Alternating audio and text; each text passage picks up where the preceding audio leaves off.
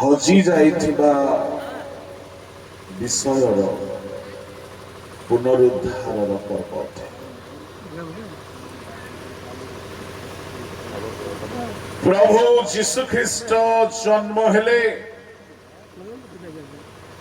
ଯାହା ବି ଆମେ ହରାଇ ଦେଇଛୁ ତାହାକୁ ଫେରାଇ ଦେବା ପାଇଁ ସେ ଜନ୍ମ ହୋଇଛନ୍ତି।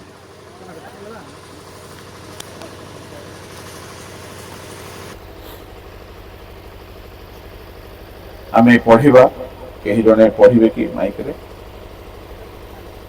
ଯଦି ପଢିବା ପାଇଁ କି ଅଛନ୍ତି, ଲୁକ 19:10। ଯାହା ହଜି ଅଛି ତାହା ଖୋଜି ରକ୍ଷା କରିବାକୁ ମନୁଷ୍ୟ ପୁତ୍ର ଆସିଛନ୍ତି। ପ୍ରିୟ ଈଶ୍ୱରଙ୍କ ଲୋକମାନେ, ମୁଁ ଆଜି ଆପଣଙ୍କୁ କହିବା ପାଇଁ ଚାହୁଁଛି, ଯାହା ହଜି ଅଛି ବୋଲି କହିଲେ କଣ ହଜି ଅଛି, କେବେ ହଜି ଅଛି, କେମିତି ହଜି ଅଛି, ଆଉ କେମିତି ତାହାର ରକ୍ଷା କରାଯାଇପାରିବ, এই ଚାରିଗୋଟି କଥା ଆଜି ଆମେ ଧ୍ୟାନ କରିବା। ଈଶ୍ୱରଙ୍କ ବାକ୍ୟରେ ଆମେ ଦେଖୁଛୁ, ଯେତେବେଳେ ଯକ୍ଷଙ୍କ ଘରେ ଯୀଶୁ ଉପସ୍ଥିତ ହେଲେ, ଯକ୍ଷ ପରିବର୍ତ୍ତନ ହେଲା। ଆଉ ଯୀଶୁ 9 ପଦରେ କହିଲେ, କଣ କହିଲେ?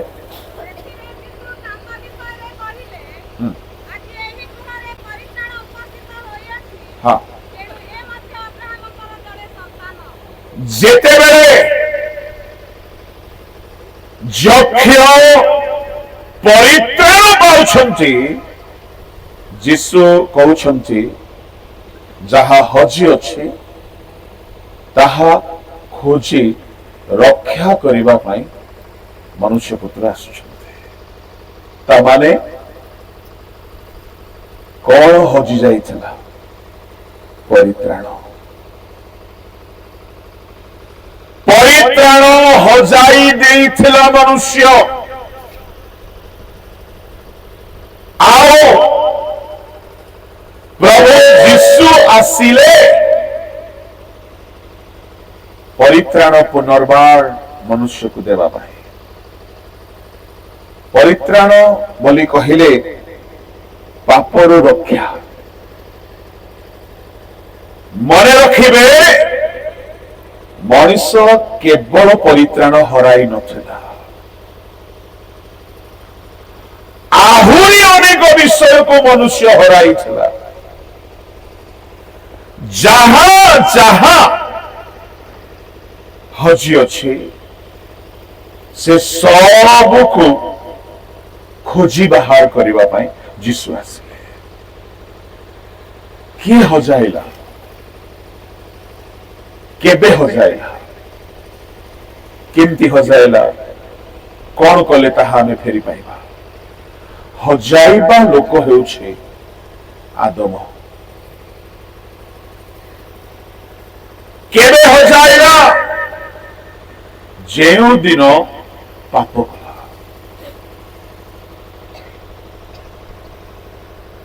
କେମିତି ହଜାଇଲା?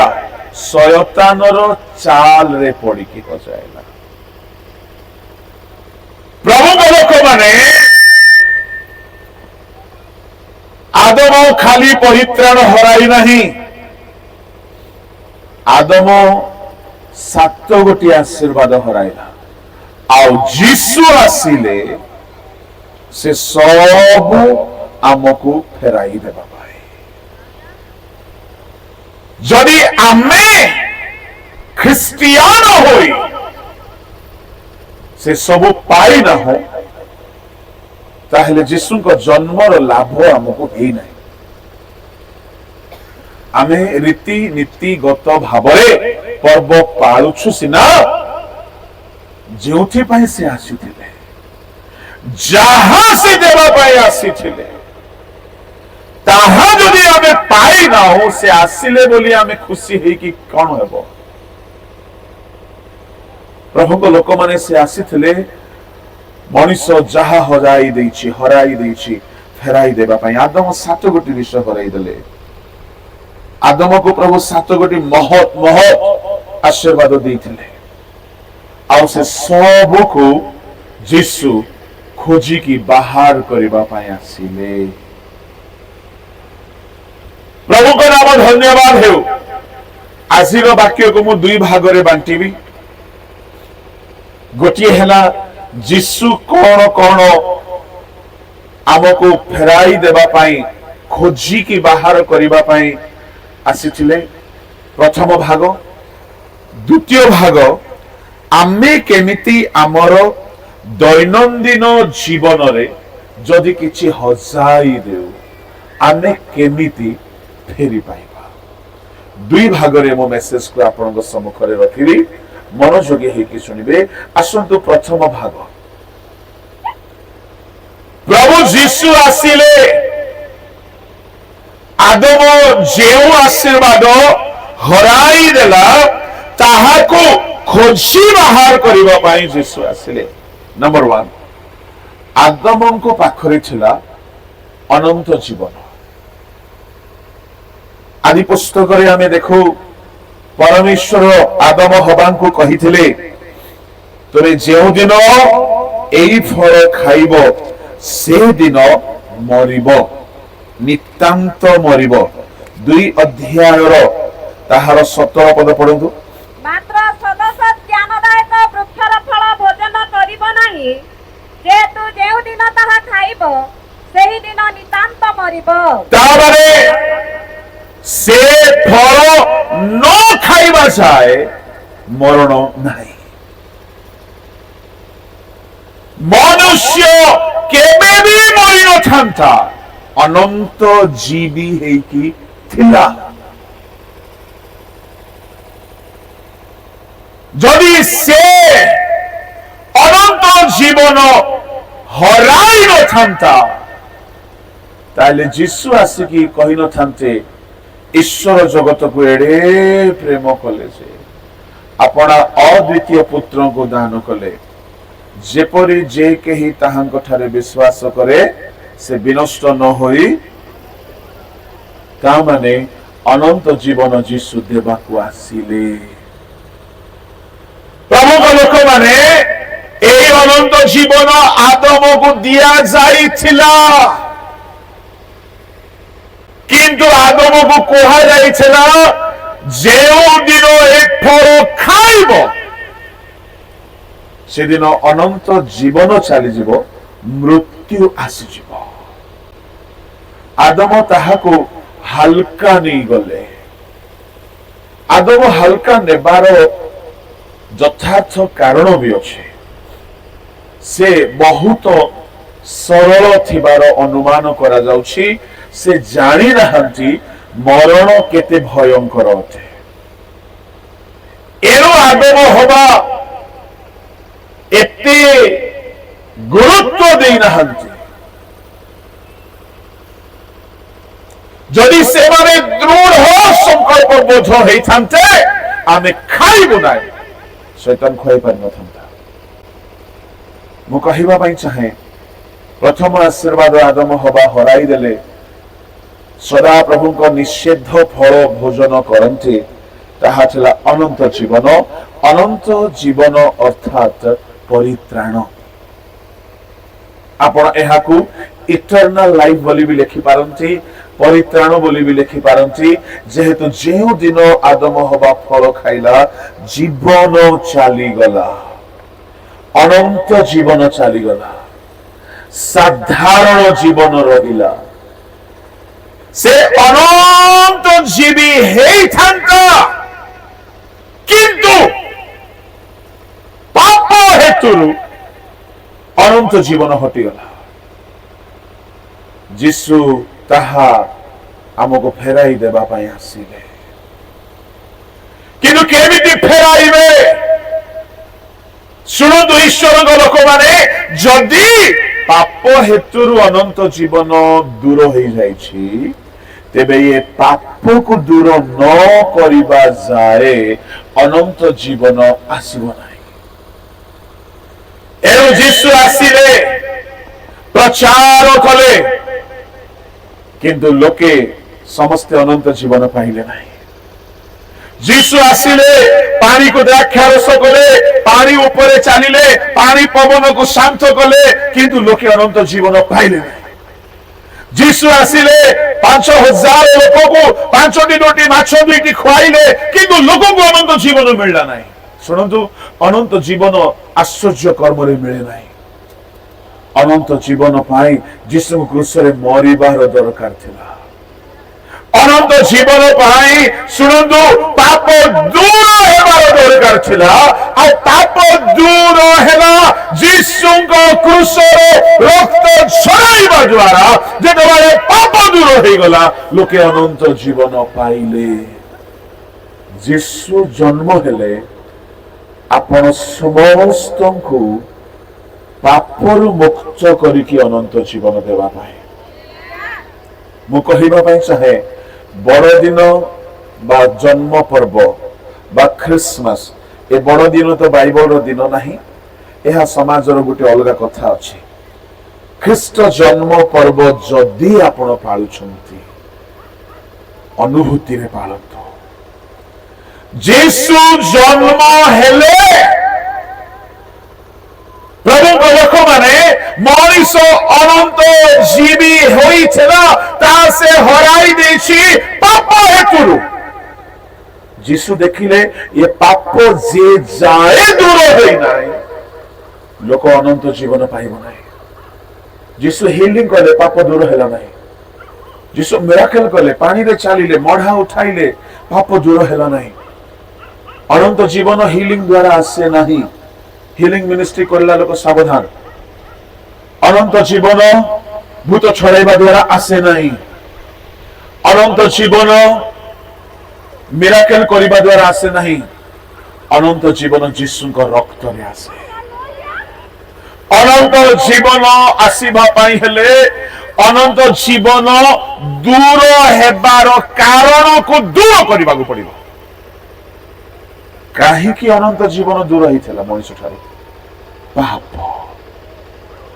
ଯୀଶୁ ଦେଖିଲେ ଯେ ମୁଁ 5ଟି ରୁଟିରେ ଏତେ ହଜାରକୁ ଖୁଆଇଲି, ମୁଁ ପାଣିରେ ଚାଲିଲି, ମଢା ଉଠାଇଲି, ଆଶ୍ଚର୍ଯ୍ୟ କର୍ମ କଲି, କିନ୍ତୁ ଲୋକେ ଅନନ୍ତ ଜୀବନ ପାଉନାହାନ୍ତି। ସେ ଜାଣିଥିଲେ ଅନନ୍ତ ଜୀବନ ପାପ ଦୂର ନ ହେବା ଯାଏ ମଣିଷ ପାଇବ ନାହିଁ। କେହି କେହି ଭୁଲ ବୁଝନ୍ତି।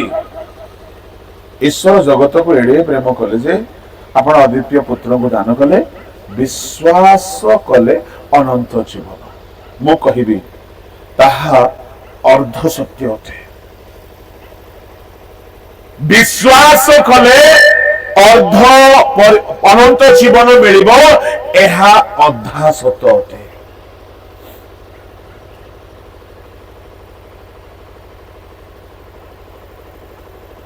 ଉଦାହରଣ ଦେବି। ଏକ୍ସିଲେଟର ଦବାଇଲେ ଗାଡି ଭଲ ଚାଲିବ, ଏହା ପୂର୍ଣ୍ଣ ସତ୍ୟ କି? ନାହିଁ। ଗାଡିର ସବୁ ଠିକ ଥିବ, ତାପରେ ଏକ୍ସିଲେଟର ଦବାଇଲେ ଗାଡି ଭଲ ଚାଲିବ। ଖାଦ୍ୟରେ ଗରମ ମସଲା ପକାଇଲେ ତରକାରୀ ଭଲ ଲାଗିବ, ଏହା ଅଧା ସତ୍ୟ ଅଟେ। ଯଦି ସେ ପଚା ସୋଡ଼ା ମାଂସ ହେଇଥିବ, କେତେ ମସଲା ପକେଇଲେ ବି ସ୍ୱାଦ ଲାଗିବନି। ଜିତୁ ଲିମାଙ୍କୁ ଡାକିଲେ ବାକ୍ୟ ଭଲ ହେବ, ଏହା ଅଧା ସତ୍ୟ ଅଟେ। ପ୍ରଭୁ ନ ଆସିଲେ ଜିତୁ ଲିମା କିଛି କରିପାରିବ ନାହିଁ। ସେହିପରି ବେଳେ ବେଳେ ଆମେ ବାକ୍ୟର ଗୋଟେ ରେଫରେନ୍ସକୁ ଧରି ବଣା ହେଉଛୁ। କେବଳ ବିଶ୍ୱାସ କଲେ ଅନନ୍ତ ଜୀବନ ମିଳିବ ନାହିଁ। ଜଣେ ମଧୁଆ ବି ବିଶ୍ୱାସ କରିପାରେ। ଜଣେ ଲୋକ ମଦ ପିଇ ଦେଇଛି ଆଉ କାନ୍ଦି ପକାଉଛି, ଯୀଶୁ ମୋର ପାଇଁ କ୍ରୁଶରେ ମଲେ ବୋଲି। ପରିତ୍ରାଣ ପାଇବ କି ସିଏ? ମଦ ପିଇ କାନ୍ଦି ପକଉଛି, ହାୟ ମୋର ପାପ ପାଇ ରେ, ମଦ ପିଇ କାନ୍ଦି ପକଉଛି। ପ୍ରଭୁ ଯୀଶୁ ମଲେ କ୍ରୁଶରେ, କି ଲାଭ ହେବ ମଦ ପିଇ କାନ୍ଦିଲେ? ପ୍ରଭୁଙ୍କ ଲୋକମାନେ ପାପ ହେତୁରୁ ପରିତ୍ରାଣ ଅନନ୍ତ ଜୀବନ ମଣିଷ ହରାଇଲା। ମନେ ରଖିବେ, ପାପ ଯେ ଯାଏ ଆପଣ ଛାଡି ନାହାନ୍ତି, ଆପଣ ଯୀଶୁଙ୍କୁ ବିଶ୍ୱାସ କଲେ ମଧ୍ୟ ଅନନ୍ତ ଜୀବନ ପାଇବେ ନାହିଁ। ପାପ ଛାଡିବାକୁ ପଡିବ। ଯୀଶୁ ଆସିଥିଲେ ପାପୀ ମନୁଷ୍ୟକୁ ପାପରୁ ଉଦ୍ଧାର କରି ଅନନ୍ତ ଜୀବନ ପୁଣି ଥରେ ଦେବା ପାଇଁ। ଏଠାରେ ଯଦି କେହି ବସିଛ, ମଦ ଛାଡି ନାହ, ପାପ ଛାଡି ନାହ, ମିଥ୍ୟା ଛାଡି ନାହ, ଲୋଭ ଛାଡି ନାହ, ଚୋରି ଛାଡି ନାହ, କୁକର୍ମ ଛାଡି ନାହ, ନିଶା ସେବନ ଛାଡି ନାହ, ଝିଅ ଧନ୍ଦା ପୁଅ ଧନ୍ଦା ବ୍ୟଭିଚାର ଛାଡି ନାହ, ତୁମେ ଖ୍ରୀଷ୍ଟମାସ ପାଳୁଛ, ଶୈତାନ ଦେଖି ଖୁସି ହେବ। ଏମାନେ ଖାଲି ଯୀଶୁଙ୍କର ଜନ୍ମକୁ ମନେ ପକାଉଥାନ୍ତୁ, ଆଉ ନାଚୁଥାନ୍ତୁ, ଆଉ ଖାଉଥାନ୍ତୁ, ଆଉ ସଲ୍ ଦିଆଦୁଇ ହେଉଥାନ୍ତୁ, କିନ୍ତୁ ଯେଉଁଥିପାଇଁ ଯୀଶୁ ଆସିଲେ ସେଇଟା ନ ଖୋଜନ୍ତୁ। କି ଲାଭ ହେବ ଆପଣ ଖ୍ରୀଷ୍ଟମାସ ପାଳନ କରିକି? ପାଳନ କରନ୍ତୁ, କରନ୍ତୁ ଖ୍ରୀଷ୍ଟମାସ ପାଳନ, କିନ୍ତୁ ପବିତ୍ରତା ସହିତ, ଅନନ୍ତ ଜୀବନ ସହିତ, ପରିତ୍ରାଣ ସହିତ। ଯୀଶୁ ଜନ୍ମ ହେଲେ ଆଦମ ହରାଇ ଦେଇଥିଲା ଅନନ୍ତ ଜୀବନ, ପାପ କରିକି ହରାଇ ଦେଇଥିଲା।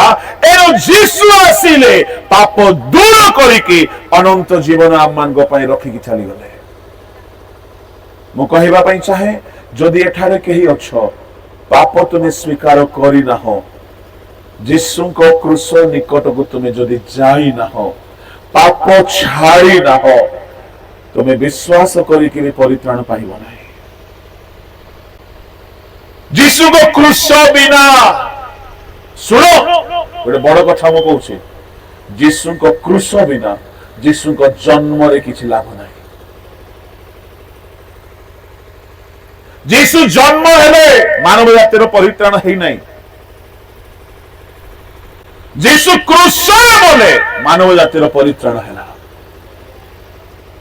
ଏଣୁ ଜନ୍ମ ହେଲେ ସେ ମରିବା ପାଇଁ, ଜନ୍ମ ହେଲେ ସେ ପାପ ଦୂର କରିବା ପାଇଁ, ଜନ୍ମ ହେଲେ ସେ ଶୈତାନର କାର୍ଯ୍ୟ ବିନାଶ କରିବା ପାଇଁ।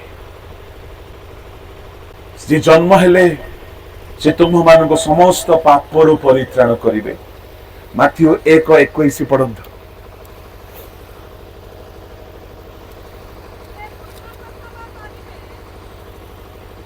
ସେ ପୁତ୍ର ପ୍ରସବ କରିବେ, ଆଉ ତୁମ୍ଭେ ତାହାଙ୍କ ନାମ ଯୀଶୁ ଦେବ, କାରଣ ସେ ଆପଣ ଲୋକଙ୍କୁ ସେମାନଙ୍କର ସମସ୍ତ ପାପରୁ ପରିତ୍ରାଣ କରିବେ।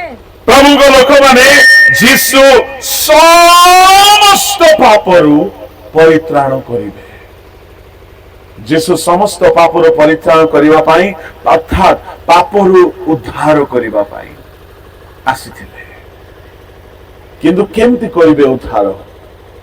ରକ୍ତ ନ ବହିବା ଯାଏ ପାପ ମୋଚନ ହେବ ନାହିଁ। କ୍ରୁଶରେ ନ ମରିବା ଯାଏ ପାପ ମୋଚନ ହେବ ନାହିଁ। ଏଣୁ ପ୍ରଭୁଙ୍କ ଲୋକମାନେ ସେ ଜନ୍ମ ହେଇଥିଲେ ମରଣ ଭୋଗିବା ପାଇଁ, ସେ ଜନ୍ମ ହେଇଥିଲେ ଶୟତାନ ସହିତ ଲଢିବା ପାଇଁ। ଯୀଶୁଙ୍କର ହିଲିଂ, ରୋଗ ସୁସ୍ଥତା, ଆଶ୍ଚର୍ଯ୍ୟ କର୍ମ, ମହାଶ୍ଚର୍ଯ୍ୟ କର୍ମ, ଏସବୁ ଦ୍ୱାରା ପରିତ୍ରାଣ କାର୍ଯ୍ୟ ସାଧନ ହେଲା ନାହିଁ। ତାଙ୍କ ରକ୍ତ ଦ୍ୱାରା ହିଁ ପରିତ୍ରାଣ କାର୍ଯ୍ୟ ସାଧନ ହେଲା। ପ୍ରଭୁଙ୍କ ନାମରେ ଧନ୍ୟବାଦ ହେଉ। ଯଦି ପାପ ଦୂର କରିବା ପାଇଁ ଯୀଶୁ କ୍ରୁଶରେ ମରି ନଥାନ୍ତେ, ଶୁଣନ୍ତୁ, ଆପଣ ଓ ମୁଁ ଆଜି ଏଠାରେ ପରିତ୍ରାଣ ପାଇବା ଲୋକ ହେଇନଥାନ୍ତୁ, ଆମେ ଅନନ୍ତ ଜୀବନ ପାଇନଥାନ୍ତୁ। ତାମାନେ ଯୀଶୁ ଆସିଲେ ସମଗ୍ର ବିଶ୍ୱବାସୀଙ୍କୁ ଅନନ୍ତ ଜୀବନ, ଯାହା ଆଦମ ହଜାଇ ଦେଇଥିଲା, ତାହା ଆଉ ଥରେ ଫେରାଇ ଦେବା ପାଇଁ। ଏହା ହେଲା ପ୍ରଥମ ଆଶୀର୍ବାଦ। କିନ୍ତୁ କିଏ ଅନନ୍ତ ଜୀବନ ହରଣ କରିଥିଲା? ଜାଣିଛନ୍ତି କିଏ ହରଣ କରିଥିଲା? ଶୈତାନ। ଶୈତାନ ମଣିଷକୁ ପାପ କରାଇ ଶୟତାନ ମଣିଷ ଠାରୁ ଅନନ୍ତ ଜୀବନ ଦୂର କରିଦେଇଥିଲା। ଯୀଶୁ ଯେ ଯାଏ ଶୟତାନ ସହିତ ଲଢି ନାହାନ୍ତି କ୍ରୁଶରେ, ଶୟତାନ ହାରି ନାହିଁ, ଅନନ୍ତ ଜୀବନ ମଣିଷ ପାଇପାରିବ ନାହିଁ। ଏଣୁ ଯୀଶୁ କ୍ରୁଶରେ ଶୟତାନ ସହିତ ଯୁଦ୍ଧ କଲେ। କଲସ୍ୟ 2:14 ଲେଖା ଅଛି, ପଢନ୍ତୁ। ପୁଣି ବିଧି ବିଧାନରେ ଆମ୍ଭମାନଙ୍କ ବିରୁଦ୍ଧରେ ଯେଉଁ ଅଭିଯୋଗ ପତ୍ର ଥିଲା ତାହା ସେ ଲୋପ କରି କ୍ରୁଶରେ ଟଙ୍ଗାଇ ଦେଇ ଆମ୍ଭମାନଙ୍କ ପଥରୁ ଦୂର କରି ଦେଇଅଛନ୍ତି। ତଳକୁ ସମସ୍ତ ଆଧିପତ୍ୟ କର୍ତ୍ତାପଣର ଅସ୍ତ୍ରଶସ୍ତ୍ର ଛଡ଼ାଇ ପ୍ରକାଶରେ ସେମାନଙ୍କ ପ୍ରଦର୍ଶନ ପୂର୍ବକ କ୍ରୁଶରେ ବିଜୟ ଯାତ୍ରା କରିଅଛନ୍ତି। ଯୀଶୁ କ୍ରୁଶରେ ବିଜୟ ଯାତ୍ରା କରିଛନ୍ତି। ଶୟତାନ ହାରିଗଲା କ୍ରୁଶରେ। ଆଚ୍ଛା, ମତେ ଗୋଟିଏ କଥା କୁହନ୍ତୁ, ବିଜୟ ଆଉ ପରାଜୟ এই শব্দ যদি কেତେବେଳେ আসে গোটিଏ ঘটনা থিলে ହିଁ আসে। কেউ ঘটনা? জোরে জোরে যুদ্ধ। শয়তানକୁ বিজয় কলে যিশু, ক্রুশরে বিজয় যাত্রা কলে যিশু। তা মানে ক্রুশরে শয়তান হারিলা। শুণ, শয়তান যেତେବେଳେ হারিগলা ଆଉ ଗୋଟିଏ ଯୁଦ୍ଧ ବାକି ଥିଲା। ଶୟତାନ ସିନା ହାରିଲା କିନ୍ତୁ ମରଣ ହାରି ନଥିଲା। ଏବ୍ରୀ 2:14 ପଢନ୍ତୁ।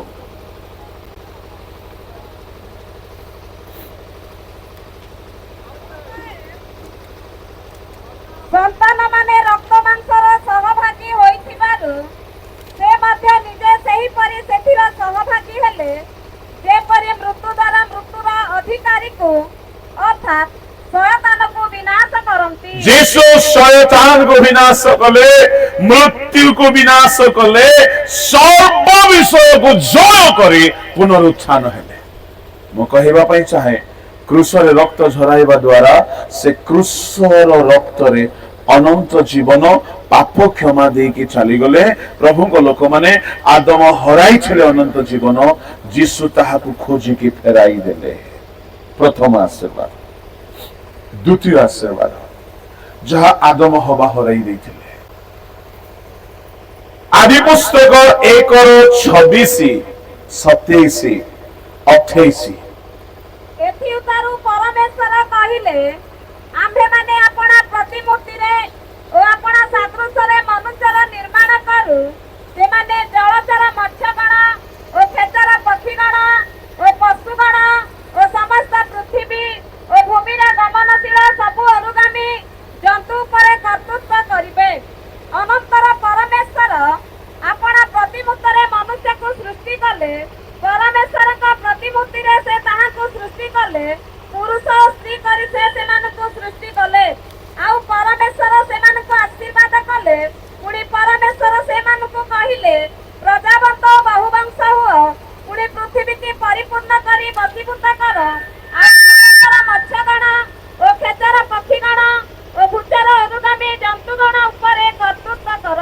ପରମେଶ୍ୱର ମନୁଷ୍ୟକୁ ଆପଣା ପ୍ରତିମୂର୍ତ୍ତିରେ ଆପଣା ସାଦୃଶ୍ୟରେ ନିର୍ମାଣ କରିଥିଲେ। ଶୁଣନ୍ତୁ, ଆଦମ ତାହା ଭିତରୁ ଗୋଟିଏ ହରାଇ ଦେଲା। ସାଦୃଶ୍ୟ ହରାଇ ନାହିଁ। ଆମ ପ୍ରଭୁଙ୍କର 10-15ଟା ହାତ ନାହିଁ, 10-15ଟା ମୁଣ୍ଡ ନାହିଁ। ଗୋଟିଏ ମୁଣ୍ଡ, 2ଟି ହାତ, 2ଟି ଆଖି, 2ଟି ପାଦ। ନିଜ ସାଦୃଶ୍ୟରେ ସେ ମନୁଷ୍ୟକୁ ନିର୍ମାଣ କଲେ। सादृश्य रहीगला प्रतिमूर्ति हराई देला जीशु आसिले से प्रतिमूर्ति को आमको आउ थरे फेराई देबा कौन आज्ञा प्रतिमूर्ति ए बाहिक सादृश्य भितरे अभ्यंतरणीय प्रतिमूर्ति थिला कौन है प्रतिमूर्ति परंतु ईश्वर का प्रतिमूर्ति एफिसियो 4:24 24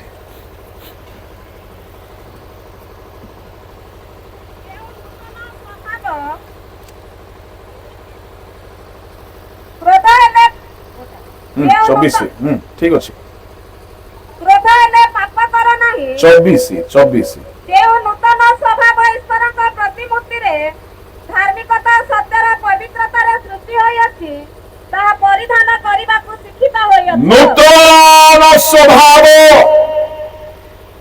এই নূতন স্বভাব হেউছি ঈশ্বরଙ୍କ প্রতিমূর্তি এই প্রতিমূর্তি কোন অটে ধার্মিকতা ଆଉ ସତ୍ୟର ପବିତ୍ରତା ପ୍ରଭୁଙ୍କ ଲୋକମାନେ ମୁଁ ଆପଣମାନଙ୍କୁ କହିବା ପାଇଁ ଚାହେଁ ଯେତେବେଳେ ଆମେ ମନ ପରିବର୍ତ୍ତନ କରୁ ଆଉ पवित्र हेउ धार्मिकता प्राप्त हेउ आदम जो धार्मिकता हराई देइछला ईश्वरଙ୍କ प्रतिमूर्ति को हराई देइछला ईश्वरଙ୍କ प्रतिमूर्ति ता हृदय रु चली गला सुनंदु सुनंदु सुनंदु आदम ईश्वरଙ୍କ सादृश्य प्रतिमूर्ति रे निर्मित होइछला सादृश्य रही गला हाथ गोरे रही गला आखि रही गला जीवा नाक कान दांत शिरा प्रशिरा रही गला सादृश्य रही गला किंतु ए सादृश्य भितरे ईश्वरଙ୍କ पवित्रता छिला नम्रता छिला प्रेम छिला स्वर्गीय गुण छिला ये सब गुण फल खाइबा दिन आदम हराई देला और जीसु आसीले से प्रतिमूर्ति को आउ थरे हमको फेराई देबा पाई मो कहिबा पई चाहे जीसुंकर जेते गुण सेटा होची प्रतिमूर्ति पवित्रता धार्मिकता एटा होची प्रतिमूर्ति ईश्वरଙ୍କ स्वभाव एटा होची प्रतिमूर्ति जदि आमे ताहा पाई ना हो जीसु जन्म हेबार लाभ आमको मिली नाही ख्रिस्टियन हे गले यथेष्ट नाही तांको प्रतिमूर्ति फेरी पाइबा को हबो तांको प्रतिमूर्ति पाहुल कहिले करिन्थिय मंडली को द्वितीय करिन्थी 3:17-18 पर्यंत जल्दी आउ जेउठारे प्रभु को आत्मा सेठारे स्वाधीनता किंतु आम्भे माने समस्ते अनाच्छादित मुखरे दर्पण रे देखिबा परी प्रभु को गौरव देखु देखु गौरव युक्त अवस्था रु अधिक गौरव युक्त अवस्था प्राप्त होई ताहाको सही मूर्ति रे परिवर्तित हेउछु ताहाको मूर्ति रे काठ मूर्ति पत्थर मूर्ति माटी मूर्ति आपण देखि छंती किंतु जीसुंको प्रतिमूर्ति आमे पाइबा को पड़िबो जीसुंको प्रतिमूर्ति रे जो माने पवित्र आत्मा पाई छंती सुनंतु पवित्र आत्मा न पाई कि आपण ईश्वरंको प्रतिमूर्ति पाई परिबे नाही ख्रिस्टियन हे गले यथेष्ट नाही जीसु जन्म हेथिले आदम हराई देइथिबा प्रतिमूर्ति आमको फेराई देबा पाई तांको सादृश्य फेरी पाइबा पाई रोमियो 6:3-4 पढନ୍ତୁ आम्भे माने जेते लोक ख्रीष्ट जीसुको ठारे बाप्तिजित होइअछु समस्त जे ताहाको मरण रे बाप्तिजित होइअछु एहा कि तुम्भे माने जानो नाही अतएव आम्भे माने बाप्तिस्म द्वारा मरण रे ताहाको सहित समाधि प्राप्त होइअछु जेपरि ख्रीष्ट पिताଙ୍କ गौरव द्वारा मृत मानक मध्यरु जेउ प्रकार उत्थापित हेले आम्भे माने मध्य सेही प्रकारे जीवनर नूतन भावरे आचरण करू कारण जदि आम्भे माने ताहाको मृत्युर सादृश्य रे मृत भोग करी ताहाको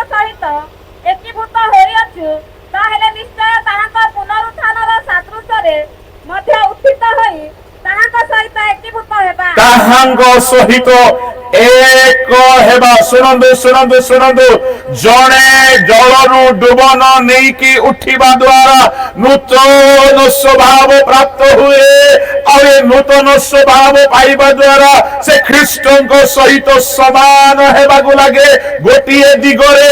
ଏଣୁ ଈଶ୍ୱରଙ୍କ ଲୋକମାନେ, ଆପଣ ଯଦି ଆଦମ ହରାଇ ଦେଇଥିବା ପ୍ରତିମୂର୍ତ୍ତିକୁ ଫେରି ପାଇବା ପାଇଁ ଚାହୁଁଛନ୍ତି, ଡୁବନ ପରେ ନୂଆ ଚରଣ ବିତାଇବାକୁ ପଡିବ।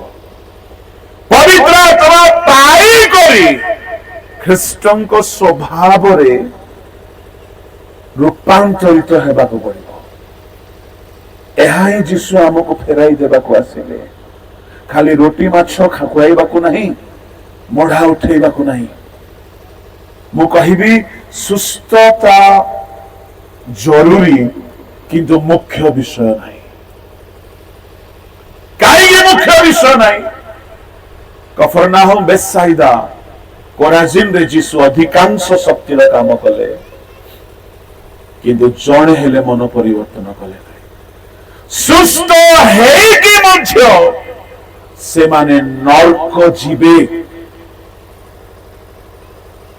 ଯୀଶୁ ଅଭିଶାପ ଦେଲେ, ରେ କୋରାଜିନ, ରେ କଫରନାହୁମ, ବିଚାର ଦିନରେ ତୋର ଦୋଷା ସୋଦମ ଗମୋରାର ଦୋଷା ଠାରୁ ଭୟଙ୍କର ହେବ। ତାମାନେ ଏମାନେ ସୁସ୍ଥ ହେଇକି ମଧ୍ୟ ନର୍କ ଯିବେ, ଯୀଶୁ କହିଛନ୍ତି। କାହିଁକି? ସୁସ୍ଥ ସିନା ହେଲେ, ସ୍ୱଭାବରେ ପରିବର୍ତ୍ତନ ହେଲେ ନାହିଁ, ପ୍ରତିମୂର୍ତ୍ତି ପାଇଲେ ନାହିଁ, ମନ ପରିବର୍ତ୍ତନ କଲେ ନାହିଁ। କି ଲାଭ ହେବ ଖ୍ରୀଷ୍ଟିଆନ ହେଇକି? ପ୍ରଭୁଙ୍କ ଲୋକମାନେ ଯୀଶୁ ଜନ୍ମ ହେଲେ, ଆମ ଭିତରେ ତାଙ୍କ ମୂର୍ତ୍ତି, ତାଙ୍କ ପ୍ରତିମୂର୍ତ୍ତି। ପାଉଲ କହିଲେ, ମୁଁ ପ୍ରସବ ବେଦନାରେ ବ୍ୟଥିତ ହେଉଅଛି କି ତୁମମାନଙ୍କ ମଧ୍ୟରେ ଖ୍ରୀଷ୍ଟ ମୂର୍ତ୍ତିମାନ ହେଉଛୁ। ତାମାନେ ଯୀଶୁ ଆମ ଭିତରେ ଦେଖାଯିବାର ଅଛି। ଆମେ ତ କୂଟ ଲାଗିବାଟା ଛାଡ଼ିନୁ ଆଜ୍ଞା, ଆମେ ତ ଚର୍ଚ୍ଚା କରିବାଟା ଛାଡ଼ିନୁ, ପର ଚର୍ଚ୍ଚା। ଏଠାରେ ମା ମାଉସୀ ମାନେ କୂଟ ଲାଗୁନଥିବେ ବୋଲି ଭାବୁଛି ମୁଁ, କିନ୍ତୁ ଆମ ଲୋକମାନେ ତ ଛାଡ଼ି ନାହାନ୍ତି ଏଯାଏ। କୂଟ ବୁଝୁଛନ୍ତି ତ? ଆଉ ସହଜ ଭାଷାରେ ଲଗାଯୋଡ଼ା, ପର ଚର୍ଚ୍ଚା, ବଚସା ଛାଡ଼ିନୁ ଆମେ। ଭେଣ୍ଡିଆ ମାନେ ଖଇନି ଖାଇବା ଛାଡ଼ି ନାହାନ୍ତି, ଲାଇନ ମାରିବା ଛାଡ଼ି ନାହାନ୍ତି, ଟୋକିରେ କରିବା ଛାଡ଼ି ନାହାନ୍ତି। କର୍ମକର୍ତ୍ତା ହେଇକି ମଧ୍ୟ ଧନ୍ଦା ଚଲେଇଛନ୍ତି। ଖ୍ରୀଷ୍ଟମାସ ଆସିଲେ ନାଚି ପକଉଛନ୍ତି। କି ପର୍ବ ପାଉଛୁ ଆମେ? ଯୀଶୁ ଆସିଥିଲେ ଆମଠାରେ ତାଙ୍କ ପ୍ରତିମୂର୍ତ୍ତିକୁ ଦେବା ପାଇଁ। ସେ ପ୍ରତିମୂର୍ତ୍ତି ଆଦମ ହବା ହରାଇଥିଲେ। ପ୍ରଭୁଙ୍କ ଲୋକମାନେ, ଯୀଶୁଙ୍କର ଜନ୍ମର ଉଦ୍ଦେଶ୍ୟ ହେଲା କି ତାଙ୍କର ପ୍ରତିମୂର୍ତ୍ତି ଯାହା ଆଦମ ହରାଇ ଦେଲା, ସେ ଖୋଜିକି ରକ୍ଷା କରିକି ଆମକୁ ଦେବା ପାଇଁ ଆସିଲେ। ଆଉ ଡୁବନ ନେବା ଦ୍ୱାରା, ପବିତ୍ର ଆତ୍ମା ପାଇବା ଦ୍ୱାରା ଖ୍ରୀଷ୍ଟଙ୍କ ପ୍ରତିମୂର୍ତ୍ତିରେ ଆମେ ଧୀରେ ଧୀରେ ରୂପାନ୍ତରିତ ହଉ, ପରିବର୍ତ୍ତିତ ହେଉ। ସତ୍ୟର ପବିତ୍ରତା ଦ୍ୱାରା ଖ୍ରୀଷ୍ଟଙ୍କ ପ୍ରତିମୂର୍ତ୍ତି ଆମ ଠାରେ ଆସେ। ହୋଲିନେସ୍, ପବିତ୍ରତା। ଏହା ଯଦି ନାହିଁ, ଯୀଶୁଙ୍କ ଜନ୍ମର ଶତ୍ରୁ ଆମେ। କେହି କେହି ଏତେ ଦୁଷ୍ଟ ମୂର୍ଖ ପରି ଅଛନ୍ତି ଯେ ବର୍ଷ ସାରା ମଦ ପିଇବେ ନାହିଁ, ଖ୍ରୀଷ୍ଟମାସ ଦିନ ପିଇଦେବେ। ମୁଁ କହିବା ପାଇଁ ଚାହେଁ, ପାଳକ, ପ୍ରଚାରକ, ଚାଳକ, ଯେତେ ବଡ ବଡ ପ୍ରମୁଖ ଦାସ ମାନେ ଅଛ, ସଂଶୋଧନ ଆଣନ୍ତୁ। ସେମିତି ପାଳିବାକୁ ହେବ ନାହିଁ। ଆତ୍ମିକ ଭାବରେ ପାଳନ୍ତୁ ଜନ୍ମ ପର୍ବ। ମଦ ପିଇ ପାଳିବ ତୁମେ? ମୁଁ କହିବା ପାଇଁ ଚାହେଁ, ଜନ୍ମ ବେଳେ ଯୀଶୁ ପବିତ୍ରତାର ସହିତ ପାଳନ କର। ସ୍ୱର୍ଗର ପବିତ୍ର ଦୂତ ମାନେ ଆସି ଗୀତ ଗାଇଲେ, ପବିତ୍ର ଗୀତ ଗାଅ। ପବିତ୍ର ଯେ ଜନ୍ମ ହେଲେ ଲୁକ 1:35 ଲେଖା ଅଛି, ପଢନ୍ତୁ।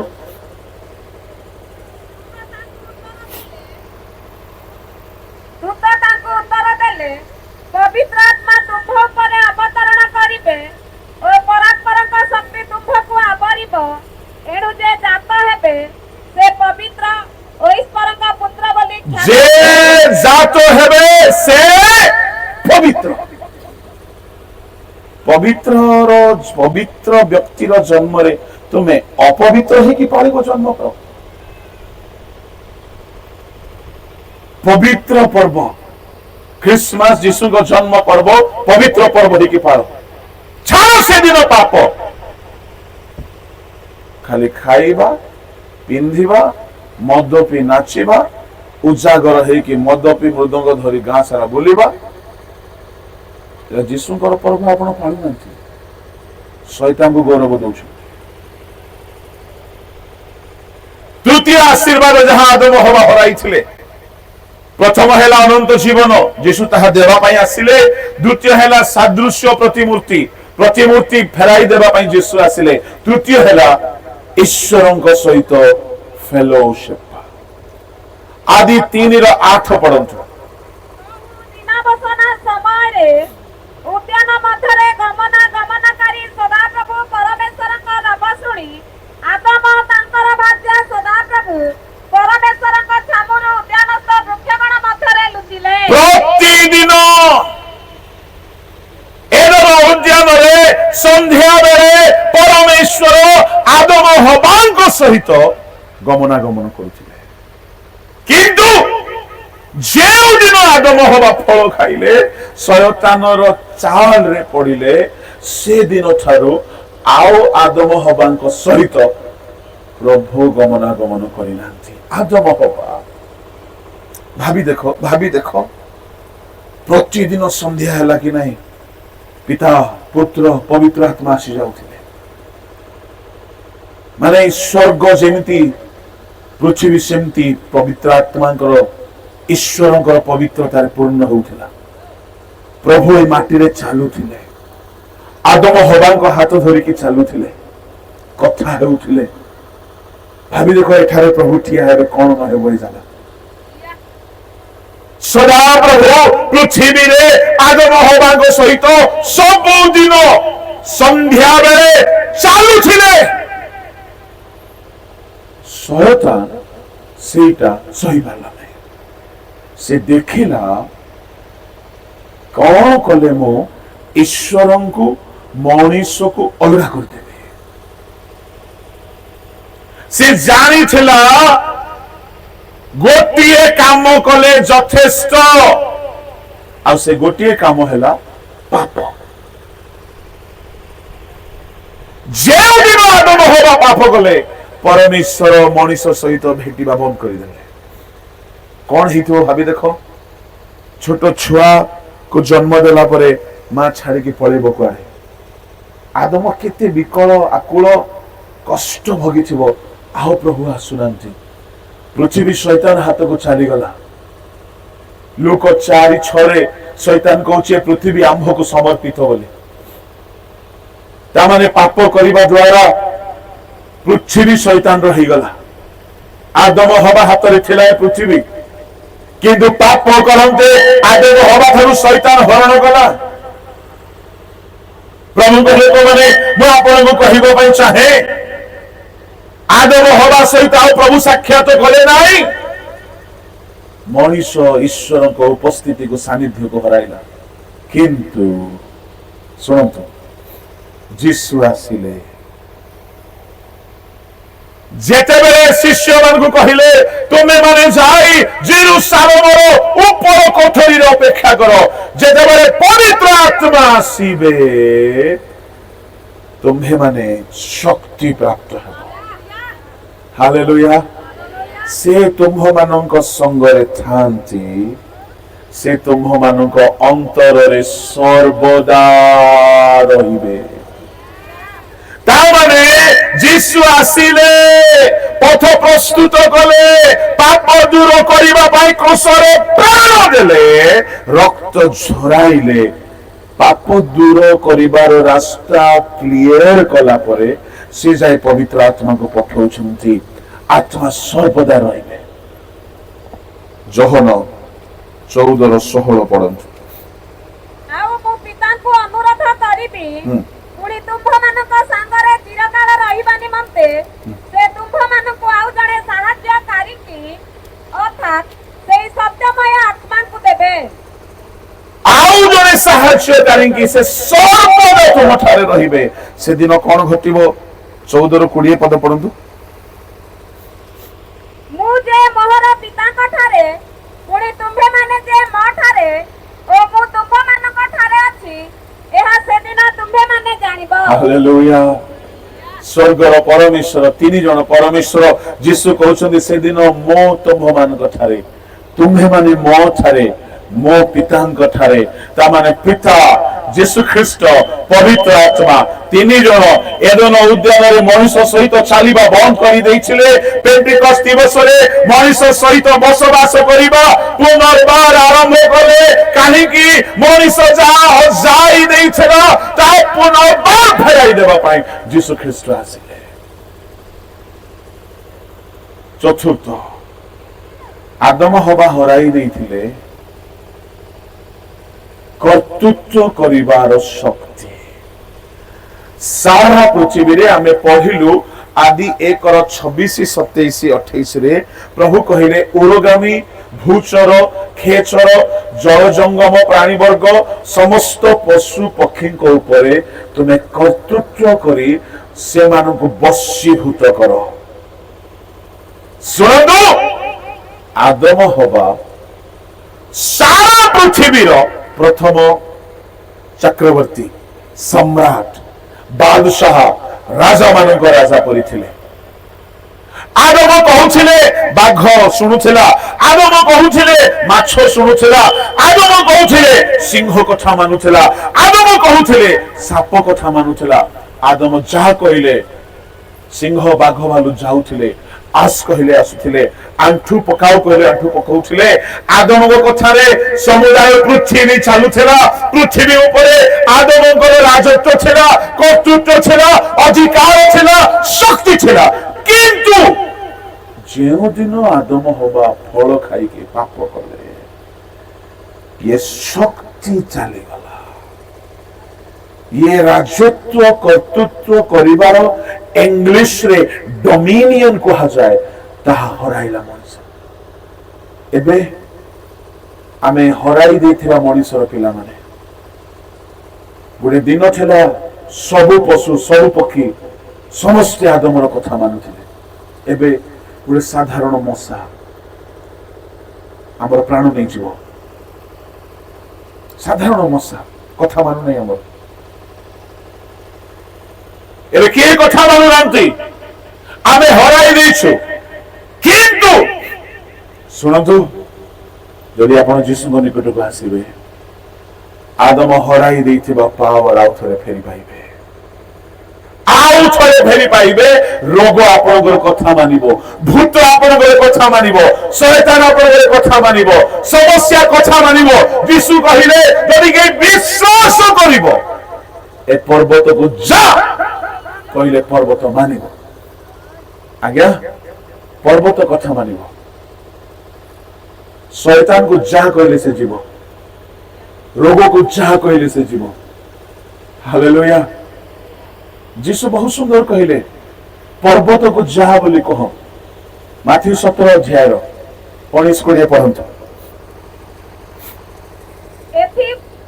ଏଥିଉତ୍ତରେ ଶିଷ୍ୟମାନେ ଗୋପନରେ ଯୀଶୁଙ୍କ ନିକଟକୁ ଆସି କହିଲେ, ଆମ୍ଭେମାନେ କାହିଁକି ତାହାକୁ ଛଡ଼ାଇ ପାରିଲୁ ନାହିଁ? ଯୀଶୁ ସେମାନଙ୍କୁ କହିଲେ, ତୁମ୍ଭମାନଙ୍କ ଅଳ୍ପ ବିଶ୍ୱାସ ସକାଶେ। କାରଣ ମୁଁ ତୁମ୍ଭମାନଙ୍କୁ ସତ୍ୟ କହୁଅଛି, ଯଦି ଗୋଟିଏ ସୋରିଷ ଦାନା ପରି ତୁମ୍ଭମାନଙ୍କର ବିଶ୍ୱାସ ଥାଏ, ତାହେଲେ ଏହି ପର୍ବତକୁ ଏଠାରୁ ସେଠାକୁ ଘୁଞ୍ଚି ଯା ବୋଲି କହିଲେ ତାହା ଘୁଞ୍ଚିଯିବ। ଆଉ ପର୍ବତକୁ ଯା ବୋଲି କହିଲେ, ହେ ହେ ପ୍ରଭୁ ଏ ପର୍ବତ ଘୁଞ୍ଚାଇ ଦିଅ। ନା ନା ନା ନା ନା, ରଙ୍ଗ ପ୍ରାର୍ଥନା। ପ୍ରଭୁ ଆସି ଘୁଞ୍ଚେଇବେ ନାହିଁ। ତୁମେ କହିବ ଏ ପର୍ବତ ଘୁଞ୍ଚିଯିବ। ପ୍ରେଜ୍ ଦ ଲର୍ଡ। ଜଣେ ଭାଇ, ତାଙ୍କ ହାତରେ ଗୋଟେ ଘା ହେଇଥିଲା। ସେ କହିଲେ ଘା ଯୀଶୁଙ୍କ ନାମରେ ଦୂର ହ। ଠିକ ହେଇଗଲା। ଆପଣ ବିଶ୍ୱାସ ସହିତ କହିବେ, ଆପଣଙ୍କର ବିଶ୍ୱାସରେ ଆଉ ଥରେ ଆପଣ ରୋଗ ଉପରେ କର୍ତ୍ତୃତ୍ୱ କରିବାକୁ ଲାଗିବେ। ଆପଣ କହିବା ଶିଖନ୍ତୁ। ଖାଲି ପ୍ରାର୍ଥନା ତେଲ ଲଗେଇ ହେଲେ ହେବ ନାହିଁ। ବିଶ୍ୱାସରେ କହିବା ଶିଖନ୍ତୁ, ପବିତ୍ର ହୁଅନ୍ତୁ। ଆପଣ ଆଉ ଥରେ କର୍ତ୍ତୃତ୍ୱ କରିବେ, ଆପଣ ଆଉ ଥରେ ରାଜା ହେବେ। ଯୀଶୁ ଆମକୁ ଉଦ୍ଧାର କରିଛନ୍ତି, ମୁକ୍ତ କରିଛନ୍ତି, ରାଜା ବନାଇଛନ୍ତି। ଆମେ ରାଜା ଅଛୁ। ପ୍ରକାଶିତ 1:5-6 ପଢନ୍ତୁ ଜଲ୍ଦି। ସାକ୍ଷୀ ମୃତମାନଙ୍କ ମଧ୍ୟରୁ ପ୍ରଥମ ଜାତ ଓ ପୃଥିବୀର ରାଜାମାନଙ୍କ ରାଜା ଯୀଶୁ ଖ୍ରୀଷ୍ଟଙ୍କ ଠାରୁ ଅନୁଗ୍ରହ ଶାନ୍ତି ତୁମ୍ଭମାନଙ୍କ ପ୍ରତି ହେଉ, ଯେ ଆମ୍ଭମାନଙ୍କୁ ପ୍ରେମ କରି ଆପଣ ରକ୍ତ ଦ୍ୱାରା ଆମ୍ଭମାନଙ୍କ ପାପରୁ ମୁକ୍ତ କରିଅଛନ୍ତି। ଯେ ଆମ୍ଭମାନଙ୍କୁ ପ୍ରେମ କରି ରକ୍ତ ଦ୍ୱାରା ମୁକ୍ତ କରିଛନ୍ତି। ଶୁଣନ୍ତୁ, ଖ୍ରୀଷ୍ଟିଆନ ମାନଙ୍କ ପାଇଁ କୁହାଯାଉ ନାହିଁ, ଯୀଶୁଙ୍କ ରକ୍ତରେ ମୁକ୍ତ ହେବା ଲୋକମାନଙ୍କ ପାଇଁ କୁହାଯାଉଛି। କଣ କୁହାଯାଉଛି? କଣ କରି ମୁକ୍ତ କଲା ପରେ ସେ ଆମକୁ ରାଜା କରିଦେଇଛନ୍ତି। ଏଠାରେ ଯେତେ ଜଣ ପାପ ସ୍ୱୀକାର କରି ଛାଡ଼ିଛ, ତୁମେ ଗୋଟେ ଗୋଟେ ରାଜା ଅଟ। ଓଡ଼ିଆରେ ରାଜକୁଳ ଲେଖାଗଲା, ଇଂଲିଶରେ ରାଜକୁଳ ନାହିଁ, କିଙ୍ଗସ୍ ଲେଖା ଅଛି। ରାଜା କିଏ? ଆପଣ ଗୋଟେ ରାଜା। ରାଜା ଯଦି ନିଜର ପାୱାର ଜାଣିବ ନାହିଁ, ରାସ୍ତାରେ ତାଟିଆ ଧରିକି ଭିକ ମାଗିବ, କଣ କୁହାଯିବ ତାକୁ? ମୂର୍ଖ। ତା ପାଖରେ ପାୱାର ଅଛି ଆଜ୍ଞା। ରାଜା କହିବ ଦୁନିଆ କଥା ମାନେ। ମୁଁ କହିବା ପାଇଁ ଚାହେଁ, ଯୀଶୁ ତୋଫାନକୁ ରହ କହିଲେ, ରହିଲା। ଆମକୁ ସେ ରାଜା ବନେଇଛନ୍ତି। ଆମେ ରୋଗ ଉପରେ କର୍ତ୍ତୃତ୍ୱ କରିପାରିବା। ପର୍ବତକୁ ଯା କହିଲେ ଯିବ, ରୋଗକୁ ଯା କହିଲେ ଯିବ, ଭୂତକୁ ଯା କହିଲେ ଯିବ, ପରିସ୍ଥିତିକୁ ଯା କହିଲେ ପଳେଇବ। ବିଶ୍ୱାସ ଦ୍ୱାରା ଆମେ ଆଉ ଥରେ କର୍ତ୍ତୃତ୍ୱ ପାଇପାରିବା। ପବିତ୍ର ଆତ୍ମାଙ୍କ ଦ୍ୱାରା ଆଉ ଥରେ କର୍ତ୍ତୃତ୍ୱ ପାଇପାରିବା। ସାମସନ ଆତ୍ମାରେ ପୂର୍ଣ୍ଣ ହେଲେ କର୍ତ୍ତୃତ୍ୱ କଲେ ଫିଲିଷ୍ଟିୟ ମାନଙ୍କ ଉପରେ, କେହି ତାଙ୍କୁ ପାରିଲେ ନାହିଁ। ଦାଉଦଙ୍କ ସଙ୍ଗରେ ପ୍ରଭୁ ଥିଲେ, ସିଂହ ଭାଲୁ ଗୋଲିଆତକୁ କର୍ତ୍ତୃତ୍ୱ କରି ହରାଇ ଦେଲେ। ସିଂହ ମୁଖରେ ଦାନିଏଲ ଗଲେ, ସିଂହ ଉପକୁ ଜୟ ଲାଭ କଲେ। ବିଶ୍ୱାସ ଦ୍ୱାରା ଏମାନେ ରାଜତ୍ୱ କଲେ। ଏବ୍ରୀ 11 ଅଧ୍ୟାୟରେ ଲେଖା ଅଛି, ପଢିବା ଦରକାର ନାହିଁ। ବିଶ୍ୱାସ ଦ୍ୱାରା ସେମାନେ ଜଗତକୁ ଜୟ କଲେ, କର୍ତ୍ତୃତ୍ୱ କଲେ, ଅଗ୍ନିର ତେଜ ନିବାରଣ କଲେ, ସିଂହର ମୁଖ ବନ୍ଦ କଲେ। ତୁମ ଘରର ସମସ୍ୟା ଅଛି, ତୁମେ କର୍ତ୍ତୃତ୍ୱ କରିବା ଶିଖିନ। ବିଶ୍ୱାସରେ ବଳବାନ ହୁଅ, ଧମକ ଦିଅ, କର୍ତ୍ତୃତ୍ୱ କର। ଆଦମ ହବା କର୍ତ୍ତୃତ୍ୱ ହରାଇଥିଲେ, ଯୀଶୁ ତାହା ଆମକୁ ଫେରାଇ ଦେବା ପାଇଁ ଆସିଲେ। ଯଦି ଆମେ ଫେରି ପାଇନାହୁଁ, ମୁଁ ସତ୍ୟ କହୁଛି, ଆତ୍ମ ବଢିବା ବୋଲି ଭାବନ୍ତୁ ନାହିଁ, ଅଟାଳି ହଉଛି ବୋଲି ଭାବନ୍ତୁ ନାହିଁ। ବିଶ୍ୱାସ ଦ୍ୱାରା, ପବିତ୍ରତା ଦ୍ୱାରା ଆମେ ବି କର୍ତ୍ତୃତ୍ୱ କରୁଛୁ। ହଁ, କର୍ତ୍ତୃତ୍ୱ କରିବାକୁ ପଡିବ। ଆମେ ଈଶ୍ୱରଙ୍କର ଦାସ, କିନ୍ତୁ ଶୈତାନ ସାମ୍ନାରେ ଆମେ ଦାସ ନାହିଁ, ରାଜା। ଆମେ ଦୁନିଆରେ ଦାସ ନାହିଁ, ରାଜା। କିନ୍ତୁ ଭୋଗ ବିଳାସର ରାଜା ନାହିଁ, ଆମେ ପବିତ୍ର ରାଜା। କେତେକ ଭେଣ୍ଡିଆ ମାନେ ଆମେ ରାଜା ବୋଲି ଷ୍ଟାଇଲ ମାରୁଛନ୍ତି। ଆମର ରାଜା ଏ ଷ୍ଟାଇଲ ମାରବା ରାଜା ନାହିଁ ରେ ବାବୁ। କଣ୍ଟା ମୁକୁଟ ପିନ୍ଧିବା ରାଜା, କୃଷ ବହନ କରିବା ରାଜା, ଶୟତାନ ଉପରେ ରାଜତ୍ୱ କରିବାର ରାଜା, ପାପକୁ ଜୟ କରିବାର ରାଜା। ଆମେ ରାଜା ରାଜତ୍ୱ କରିବାକୁ ପଡିବ, କିନ୍ତୁ ପବିତ୍ରତା ସହିତ, ବିଶ୍ୱାସ ବଳରେ, ଆତ୍ମାଙ୍କ ଶକ୍ତିରେ, ବରଦାନ ଦ୍ୱାରା ଶୟତାନ ଉପରେ, ରୋଗ ଉପରେ, ବ୍ୟାଧି ଉପରେ, ପରିସ୍ଥିତି ଉପରେ ଯଦି ଆମେ ରାଜତ୍ୱ କରୁଛୁ। ଶୁଣନ୍ତୁ, ଆଦମ ଯୋଉ ରାଜତ୍ୱ ହରାଇ ଦେଇଥିଲା, ଆମେ ତାହାକୁ ଫେରି ପାଇଛୁ। ଯଦି ପାଇନାହୁଁ, ଯୀଶୁଙ୍କ ଜନ୍ମର ଲାଭ ମିଳିନାହିଁ। ପଞ୍ଚମ ଆଶୀର୍ବାଦ, ଯାହା ଆଦମ ହରାଇ ଦେଇଥିଲା, ଗୌରବମୟ ବସ୍ତ୍ର ହରାଇ ଦେଲା, ଉଲଙ୍ଗ ହେଇଗଲା।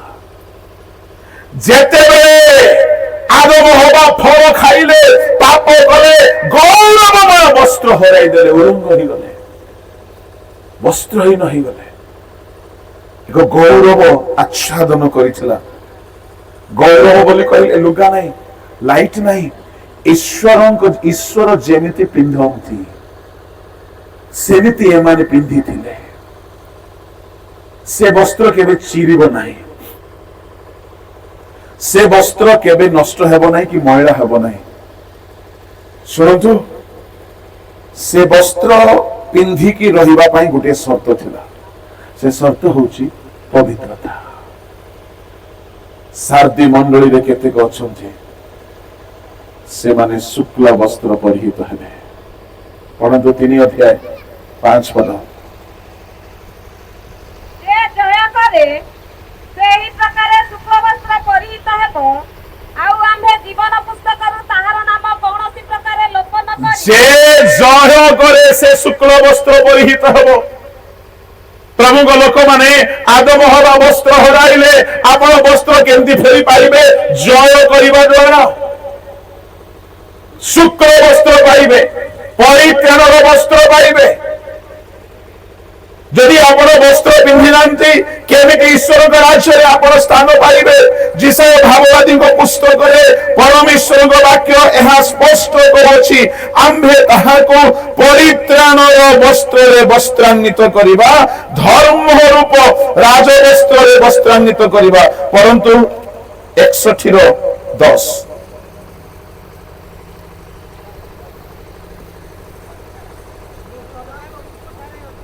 ସଦାପ୍ରଭୁଙ୍କ ଠାରେ ଅତିଶୟ ଆନନ୍ଦ କରିବି, ମୋର ପ୍ରାଣ ମୋ ପରମେଶ୍ୱରଙ୍କ ଠାରେ ଉଲ୍ଲସିତ ହେବ।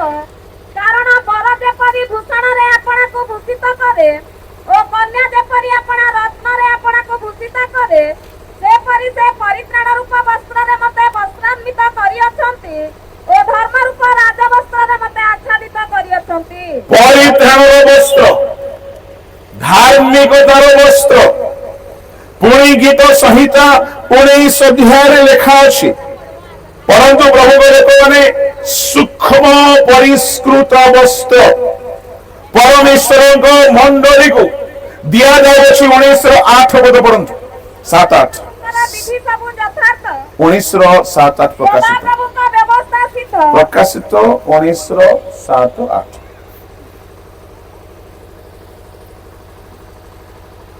ଆସ ଆମ୍ଭେମାନେ ଆନନ୍ଦ ଉଲ୍ଲାସ କରୁ ଏବଂ ତାହାଙ୍କ ଗୌରବ ପ୍ରଦାନ କରୁ, କାରଣ ବେଶ ଶାବକଙ୍କ ବିବାହର ସମୟ ଉପସ୍ଥିତ, ଆଉ ତାହାଙ୍କ କନ୍ୟା ଆପଣଙ୍କୁ ସଜ୍ଜିତ କରିଅଛି।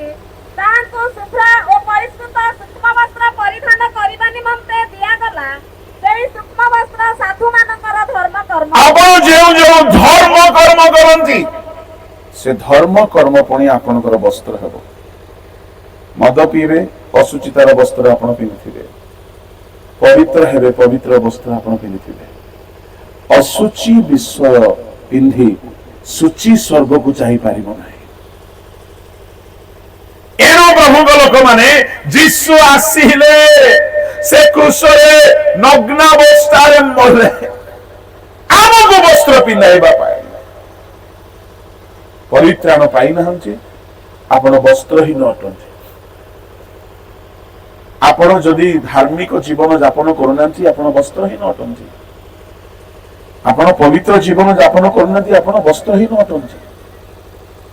ଏ ବସ୍ତ୍ର ପ୍ରଭୁଙ୍କ ଲୋକମାନେ ପୁରାତନ ନିୟମର ସବୁ ସାଧୁକୁ ମିଳିନାହିଁ, ଖାସ୍ ଆମକ ପାଇଁ ଯୀଶୁ ଦେଇଛନ୍ତି। ପରିତ୍ରାଣର ବସ୍ତ୍ର ଦାଉଦ ପାଇବେ ନାହିଁ, ଯୀଶୁଙ୍କ ରକ୍ତରେ ପରିତ୍ରାଣ ଅଛି। ତାଙ୍କର ପରିତ୍ରାଣର ଡେଫିନେସନ ଅଲଗା, ସେ ସବୁ ପାଇବେ ସେମାନେ। କିନ୍ତୁ ଯୀଶୁଙ୍କ ରକ୍ତର ପରିତ୍ରାଣ ଆମର ସୌଭାଗ୍ୟ ଅଟେ। ଏଣୁ ଏତେ ବଡ଼ ବ୍ଲେସିଂ ନେଇକି ଯୀଶୁ ଆସିଲେ, ଆଉ ଆମେ ଜନ୍ମ ପର୍ବ ଖାଲି ଖାଇବା ପିନ୍ଧିବାରେ ସୀମିତ ରଖିଦଉଛୁ। କେତେ ମୂର୍ଖ ଆମେ। ଷଷ୍ଠ ବିଷୟ ଯାହା ଆଦମ ହରେଇଥିଲେ, ତାହା ଥିଲା ଅକ୍ଷୟ ଜୀବନ। ଅକ୍ଷୟ ଜୀବନ କଣ ବୋଲି କହିଲେ? ଅକ୍ଷୟ ଅମର ଜୀବନ କଣ ବୋଲି କହିଲେ? ଶୁଣନ୍ତୁ, କେବେ ମଣିଷ କ୍ଷୟ ପାଇନଥାନ୍ତା। ଏବେ ଆମେ କ୍ଷୟ ପାଉଛୁ। ଆମର ଯୁବା ବେଲେ ରୂପ ଅଲଗା ରହୁଛି, 50 ବର୍ଷ ବେଳକୁ ରୂପ ଅଲଗା ରହୁଛି, 70 ବର୍ଷ ବେଳକୁ ଶରୀର ଅଲଗା ରହୁଛି। କାହିଁକି? କ୍ଷୟ ପାଉଛି।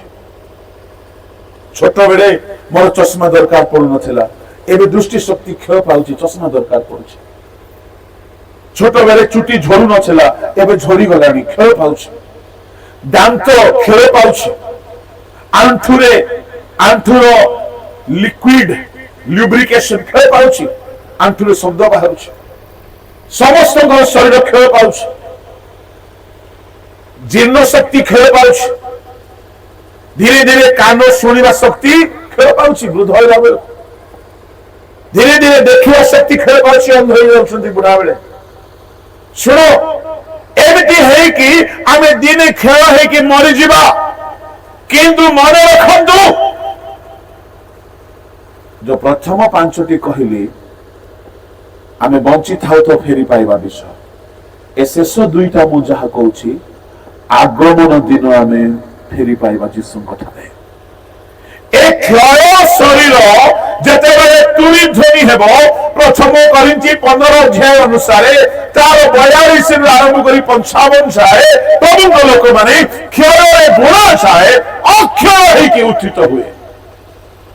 ଏ ସୌଭାଗ୍ୟ ଆଦମ ହବାଙ୍କୁ ନାହିଁ, ଅବ୍ରାହମକୁ ନାହିଁ କି ଦାଉଦକୁ ନାହିଁ, ଆପଣଙ୍କୁ ମତେ ମିଳିଛି।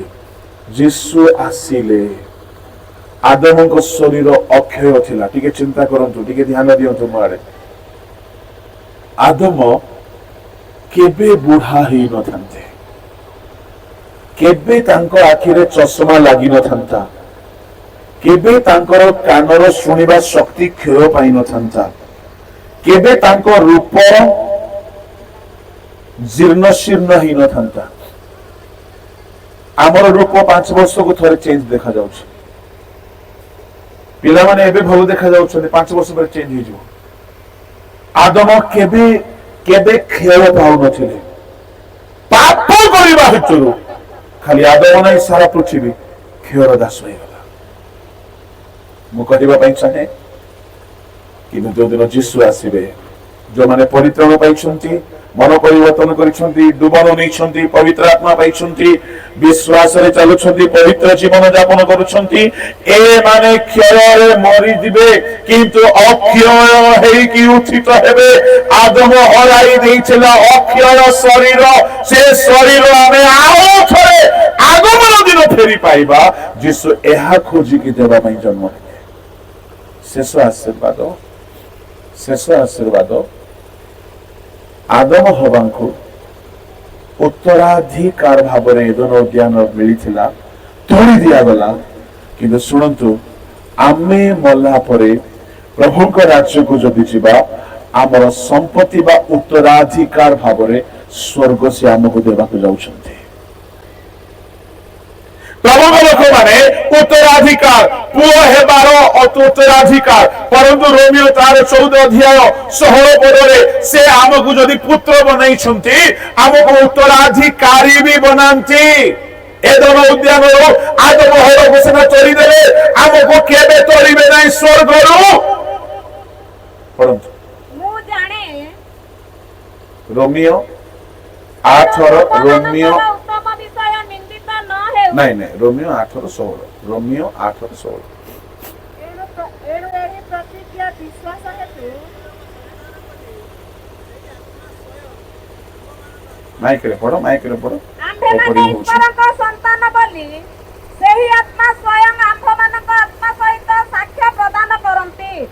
ଆଉ ଯଦି ସନ୍ତାନ, ତେବେ ଉତ୍ତର ଅଧିକାରୀ, ଅର୍ଥାତ୍ ଯଦି ଖ୍ରୀଷ୍ଟଙ୍କ ସହିତ ଗୌରବାନ୍ୱିତ ମଧ୍ୟ ହେବା ନିମନ୍ତେ ଆମ୍ଭେମାନେ ତାହାଙ୍କ ସାଙ୍ଗରେ ଦୁଃଖ ଭୋଗ କରୁ, ତେବେ ଈଶ୍ୱରଙ୍କ ଉତ୍ତରାଧିକାରୀ ଓ ଖ୍ରୀଷ୍ଟଙ୍କ ସହଭାଗିତାର ଅଧିକାରୀ ଅଟୁ। ସହ ଉତ୍ତରାଧିକାରୀ ଅଟୁ। ଲେଖା ଅଛି ଖ୍ରୀଷ୍ଟଙ୍କ ଉତ୍ତରାଧିକାରୀ, ପୁଣି ଖ୍ରୀଷ୍ଟଙ୍କ ସହ ଉତ୍ତରାଧିକାରୀ। এইটা কଣ ବୋଲି କହିଲେ, ଶୁଣନ୍ତୁ, ଆମେ ପୁଣି ଯେବେ ସ୍ୱର୍ଗ ଯିବା, ଆମେ ତାଙ୍କର ପୁତ୍ର। ଯୀଶୁଙ୍କୁ ଯେତିକି ବଣ୍ଟା ମିଳିବ, ଆମକୁ ବି ସେତିକି ବଣ୍ଟା ମିଳିବ। ଏଇଟା ହଉଛି ଉତ୍ତରାଧିକାରୀ। ଖ୍ରୀଷ୍ଟଙ୍କ ସହିତ ସହ ଉତ୍ତରାଧିକାରୀ। ଯୀଶୁଙ୍କୁ ସିଂହାସନ ମିଳିଲା, ମତେ ବି ମିଳିବ। ଯୀଶୁଙ୍କୁ ମୁକୁଟ ମିଳିଛି, ମତେ ବି ମିଳିବ। ଯୀଶୁଙ୍କୁ ରାଜତ୍ୱ ମିଳିଛି, ମତେ ବି ମିଳିବ। ଶୁଣ, ଏଥିପାଇଁ ପାଉଲ କହିଲେ ରୋମିଓ 8:18 ଏଣୁ ଆମମାନେ ଦୁଃଖ ଭୋଗ କରୁଅଛୁ। ପଢନ୍ତୁ।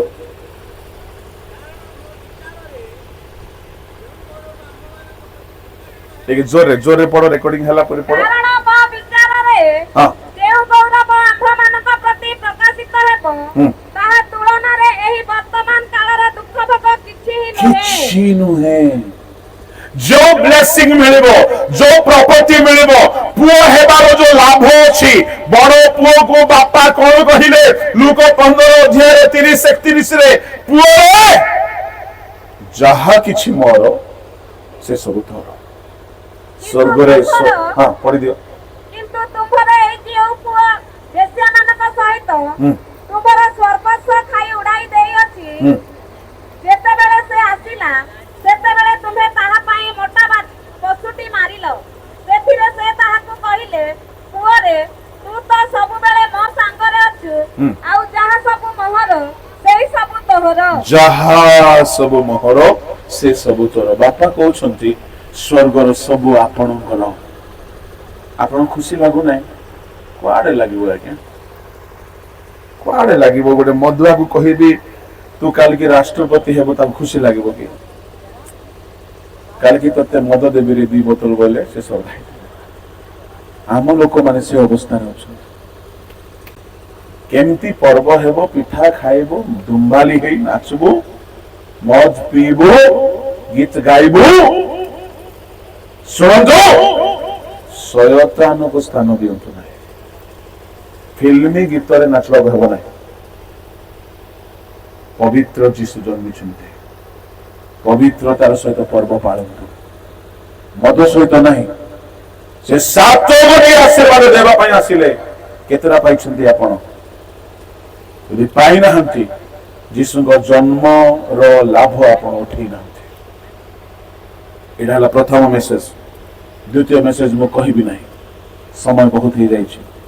ଏତିକି କହିବି, ଆମେ ବ୍ୟକ୍ତିଗତ ଭାବରେ ଯଦି କିଛି ହରେଇଛୁ, ଆମେ ଫେରି ପାଇବା ପାଇଁ ହେଲେ ଅନୁତାପ କରିବାକୁ ପଡିବ। ସଂକ୍ଷିପ୍ତରେ ଗୋଟେ ଶବ୍ଦରେ କହୁଛି, ଅନୁତାପ କର। ସାମସନ ହରାଇଥିଲା, ଅନୁତାପ କରନ୍ତେ ଶକ୍ତି ଫେରି ପାଇଲା। ଅପମୟ ପୁତ୍ର ଫେରି ଆସିଲା ଅନୁତାପ କରି, ବାପା ଆଉ ଥରେ ତାକୁ ପୁତ୍ର ପଦ ଦେଲେ। ଯୀଶୁ ଯାହା ଆମେ ହଜାଇଛୁ ଫେରାଇ ଦେବା ପାଇଁ ଆସୁଛନ୍ତି। ଅନୁତାପ ନ କଲେ ସେ ଆମକୁ ଦେବେ ନାହିଁ। ଏଣୁ ଯୀଶୁଙ୍କର ଜନ୍ମ ହରାଇ ଦେଇଥିବା ସବୁ ଆଶୀର୍ବାଦ ଫେରି ପାଇବାର ପର୍ବ ଅଟେ। କେହି ସ୍ୱାସ୍ଥ୍ୟ ହରାଇଛ, ଘରେ ଶାନ୍ତି ହରାଇଛ, ଘରେ ଆଶୀର୍ବାଦ ହରାଇଛ, ବ୍ୟବସାୟ ହରାଇଛ, ଆତ୍ମିକ ଦାନ ବରଦାନ ହରାଇଛ, ପ୍ରଭୁଙ୍କର ଦେଇଥିବା ଶକ୍ତି ହରାଇଛ। ଯଦି ତୁମେ ଫେରି ପାଇବା ପାଇଁ ଚାହୁଁଛ, ଅନୁତାପ କର, ଉପବାସ କର। ଜୟ 2:24 କହିଲେ, ଯେଉଁ ବର୍ଷର ଶସ୍ୟ ଶୁକ କୀଟ ପତଙ୍ଗ ଗୁରୁଗୁରିଆ ପଙ୍ଗପାଳ ଖାଇଛି, ଆମେ ତାହା ତୁମକୁ ଫେରାଇ ଦେବା।